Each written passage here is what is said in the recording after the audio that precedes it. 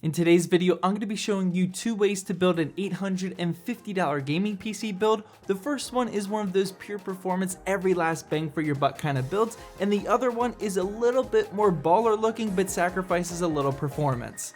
Let's get into it.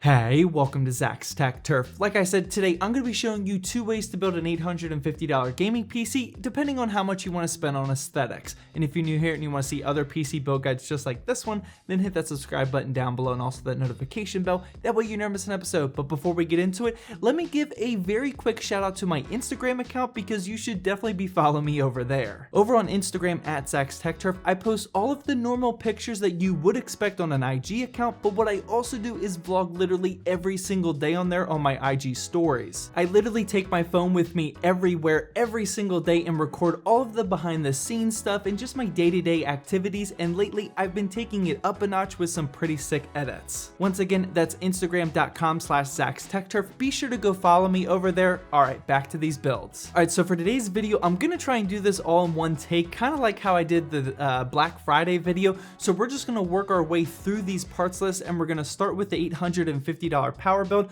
Here you can definitely already see the build guide, but I want to quickly go through why I picked all of these. So the first one is, we'll start with the CPU. This is the Ryzen 5 3600. This is a very basic place to start with any mid to high-end range gaming PC build. This is rocking 6 cores and 12 threads that boost up to 4.2 gigahertz. I would consider dropping down to a 2600 last generation if you want to save a little bit more money and put more of that money back into the GPU, but this is what I picked for today. The next one is the ASRock B450M HDV R4 Micro ATX, which is perfect for our case, which we'll talk about in just a minute. This one only has 2 DIMM slots. You could get the Gigabyte DS3H if it's cheaper by the time you're watching this video. It is not right now, but that one is definitely another good option. There's no VRMs, or the VRMs aren't great for this one, and there's no bells or whistles on this motherboard, but this does allow us to spend that extra money elsewhere, which is exactly what we're going to do.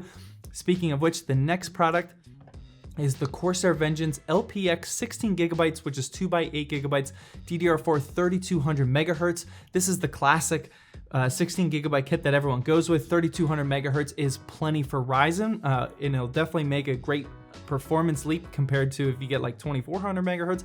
But what I would recommend is just buy the cheapest 3200 megahertz 16 gigabyte kit that you can find from a reputable brand. You'll be good to go. Next up is the Kingston A2500 gigabyte NVMe SSD. I personally think 500 gigabytes is a great balance at this price range, and just go with any NVMe SSD for 500 gigabytes that you can find, and you can always go a little bit more if you want to. The next product up is the Zotac RTX 2060 Super 8GB mini video card. Now, I only went with this RTX 2060 Super specifically because it's the cheapest one that I could find at the time of making this video. I would try and find any of them that you could go with. The 2060 Super provides a ton of value, especially in an $850 build. Like, you can make $1,200 builds with an RTX 2060 Super. If you're not into the NVIDIA side, you could, my other alternative would be a 5700 XT, but you do not get ray tracing. So if you want to dabble into ray tracing, then I would recommend the 2060 Super, but you can't go wrong with either of them. And they're both right at about $400. Next up, we get to the case, and this is the Deepcool Matrix 30 Micro ATX Mini Tower case. You can go with any budget case that you can find at this price point. This one supports GPUs up to 250 millimeters, so make sure you stay wary of that because that is not a ton of room. Our Zotac mini model will definitely fit in there. And this case also has a front mesh, which should be way better for airflow. And it's also a nice side panel, which is actually a decent case for a pure performance kind of build. So I'm actually pretty impressed with this one. I actually want to use this one in real life. I don't have it yet. And then finally, the last part for our $850 power build is an EVGA 550 watt N1 power supply. This is not modular, but it has all black sleeved cables. And I've used this in plenty of build guides at this point. It's at a really good price, especially for not having the ketchup and mustard cables. And yeah, you're about to see this in the next build. So speaking of, or before we move on, this is what the build guide, the whole build parts list is looking like for the $850 power build. Our total comes out to just $1 over at $851. So next up we get to the beauty build, and now this is the type of build that I would personally go with. You guys know me, I never have any problem spending money on aesthetics, as you can tell. And so here is the $850 beauty build, as we're calling it. So the first part up is the Ryzen 5 3600 at $190. Yet again, I would stick with the same CPU performance as the previous build just because we can get away with it. The next part up is the MSI B450A Pro ATX. Now, we're definitely paying a little bit extra here, and this is definitely a better motherboard even for performance than our performance build. We get 4 RAM slots, which is definitely a plus, but mostly this money is going into the super sick all black design, which is what I was definitely going for, because this beauty build is going to be an all black and blue design without too many crazy RGBs, and we'll get to that in just a minute. So here is an RGB product, the first one of the day. This is the Team T-Force Delta RGB 16GB 3200 megahertz kit. Now we are spending a little bit more money on this because it is RGB, but I actually couldn't find any decently priced dark blue. I'm going for a dark blue, which you'll see in the next few products. I didn't find any dark blue dims, which was kind of a pain. I really would have preferred that over the RGBs, but these will indeed go to dark blue, which is what I would recommend setting them at. And yeah, that it's only like $5 more than the Corsair LPX. So next product is the Sabrent Rocket 512GB M.2 NVMe SSD. Now, like I said, 500 gigabytes is perfect for this price point, especially an NVMe drive. But here we're really just paying money for this blue and black design. I think the little details like this are what separates the beauty builds from the baller beauty builds, as I like to call them. And even just having your M.2 SSD matched colors, it'll go a long way, trust me. So the next product is the video card, which is the Zotac GeForce GTX 1660 Super 6GB card. Now, this is where we're getting a lot less performance compared to the power build. We have about $100 less to spend because we spent this money on aesthetics for this build. The 1660 Super is still a really good graphics card, especially for an $850 build.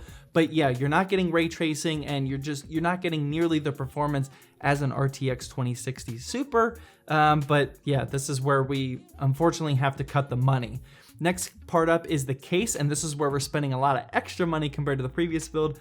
This is the NZXT H500 ATX. This is the blue and black version. I think this is the best blue and black version, especially for not having any crazy RGBs like I said, and that blue accent just looks really good. I actually had this case in the red version and I really liked it. So yeah, this costs $90 unfortunately, but I think it's worth it.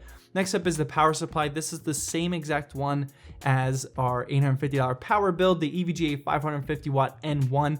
This will even look good in an aesthetics build like this one because of the all black cables.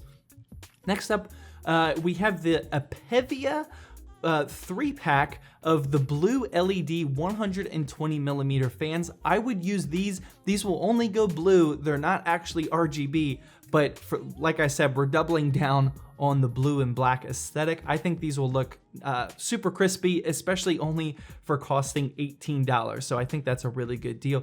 Next up is the up here sleeved cables. These are the cable extensions that you can put on any power supply. I actually use this exact model in my $3,000 or my $2,500 editing PC build, which is behind me. Sleeve cables is another one of those things that takes your baller beauty builds to the next level, and this is a decent brand. I've used this before and I really like it.